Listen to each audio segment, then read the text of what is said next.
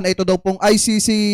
case ni na Senator Bongo at Senator Bato de la Rosa, tatalakay na daw po sa caucus ng Senado at pag-uusapan kung ano ba ang maitutulong nila mga kababayan dito po kay Bongo at kay Bato de la Rosa. Kasi malaki po talaga ang tsansa na makulong itong mga ito, maniwala kayo. Magpapatawag ng caucus ang Senado upang talakayin ang hakbang ng Office of the Prosecutor ng International Criminal Court na nagbanggit kina Senador Bongo at Ronald Bato de la Rosa bilang umano'y mga kasamang may pananagutan sa mga pagpaslang kaugnay ng kampanya kontra droga ng nakaraang administrasyon. Ayon kay Senador Bam Aquino, pag-uusapan muna ito sa loob ng Senado habang hinihintay ang formal na deklarasyon ng ICC sa February 23 kaugnay ng mga paratang. Iginiit ni Senator Bam na mas mainam sanang litisin sa mga korte sa Pilipinas ang mga kasong may kaugnayan sa umano'y extrajudicial killings,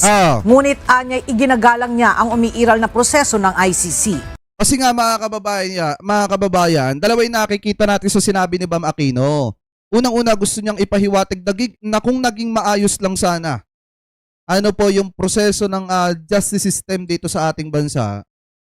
hindi na sana dadating sa point na doon sa ICC lilitisin yung kaso ng mga nasasangkot dito po sa AJK mga kababayan. Ngayon, ang problema siguro hindi nasala ng maayos sa pandinig ng iba natin mga kababayang Pilipino, kaya po siguro sumama yung ulob nila dito po kay Bam Aquino. Pero kung uunawain nyo mga kababayan, yung sinabi ni Bam Aquino, kung naging maayos lang sana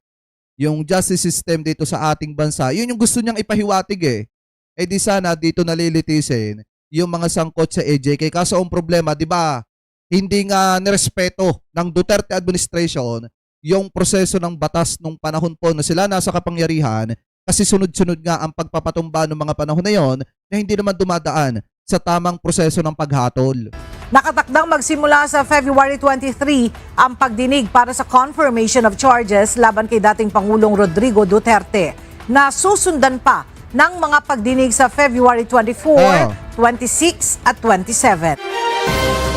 Ayan, so bukod pa po dyan mga kababayan, kung titingnan nyo rin, sinasabi din dito, ayon daw po sa Malacanang, dito daw po kay Duterte at doon sa iba pa mga kasangkot ni Duterte mga kababayan, wag daw po talagang magtago kung talagang hindi guilty. Kasi kung mapapansin po ninyo, since eto nga si Bongo, posibilidad na malabsa ng arrest warrant at itong si Bato de la